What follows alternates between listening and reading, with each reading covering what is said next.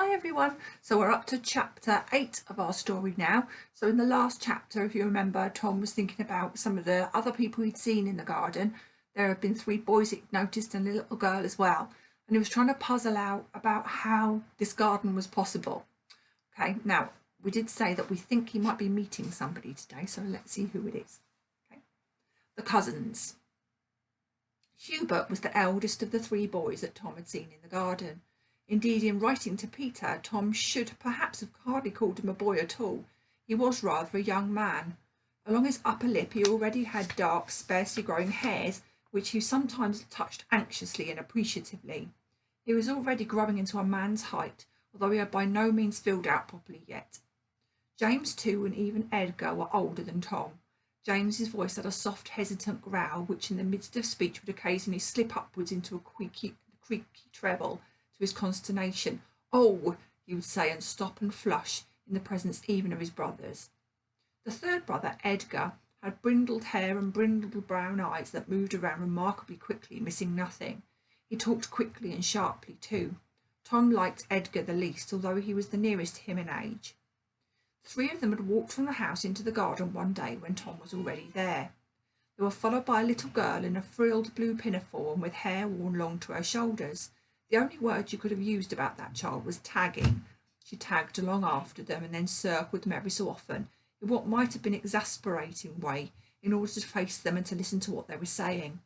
They were talking about a rat shoot that they were going to do that evening. The miller had asked them to do it. It'd be after dark, of course, and Bertie Codlin would be there, and young Barty would come too, perhaps, and they'd take the hurricane lamp, and they would take their air gun, and wasn't it a pity they didn't have an air gun each instead of only one between 3 of them?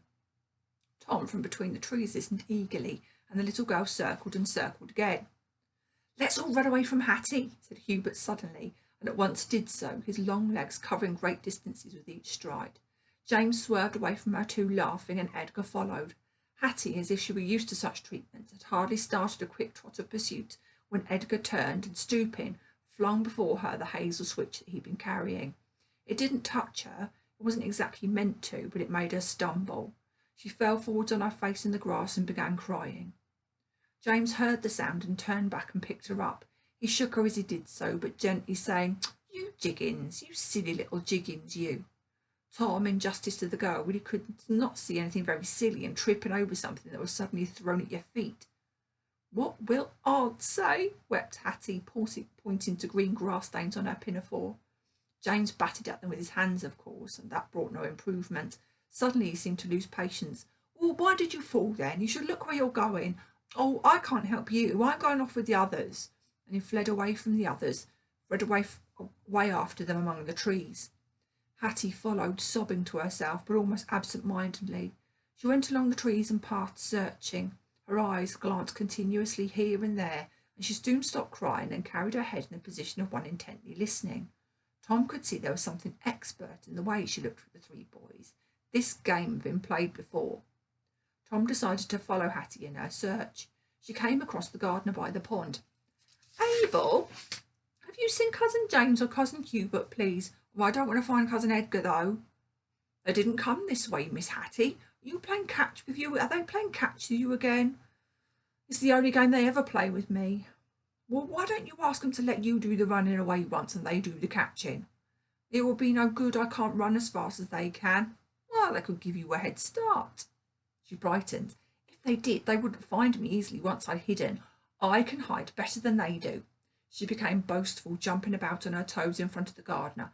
"I know better secret places, many better secret places, and I can keep quieter than they can, so quiet that nobody ever knows I'm in the garden at all."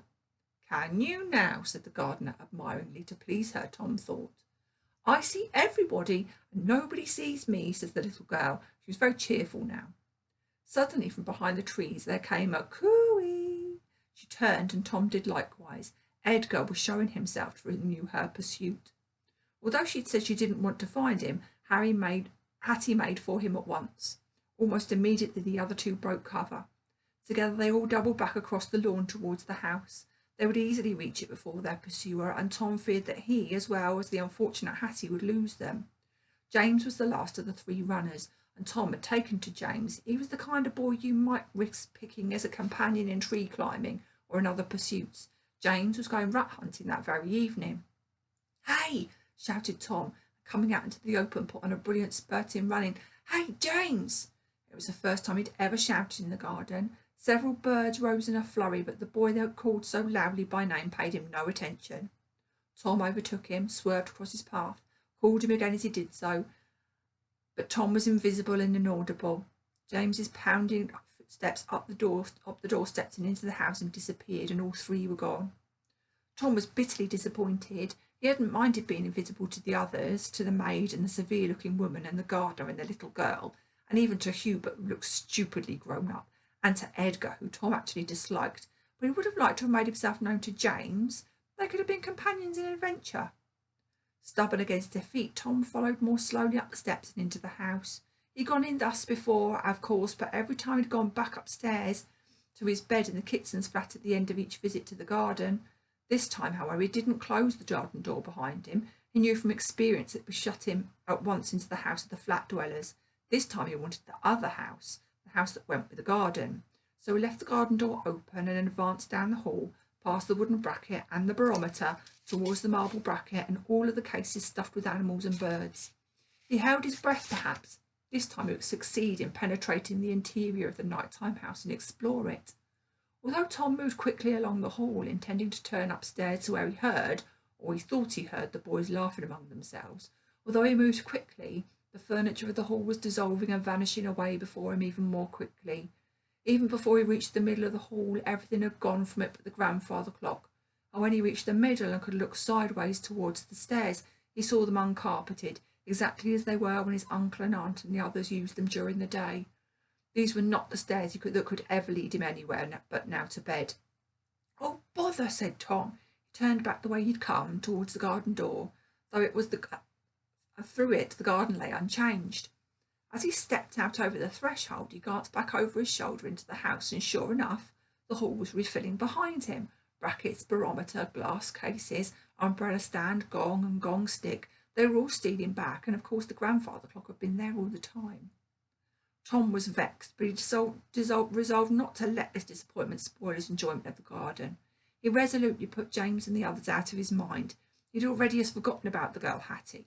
She had not come across the lawn and into the house after her cousins. For some reason she'd given up the chase.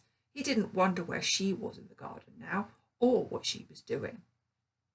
So what's happened now is that he's gone back into the house to see if he can explore the house as well in that 13th hour that he's got, and he's discovered that he can't. He's literally confined to the garden, and that is it. He can't use the house at all. He's kind of met these three boys now, and he's kind of met Hattie, and he's not really interested in any of them but James. But I think tomorrow he's going to meet somebody more, and if we have a little look, this chapter itself is called Hattie. So perhaps they are going to be friends. Perhaps she can see him, who knows? One we'll see tomorrow.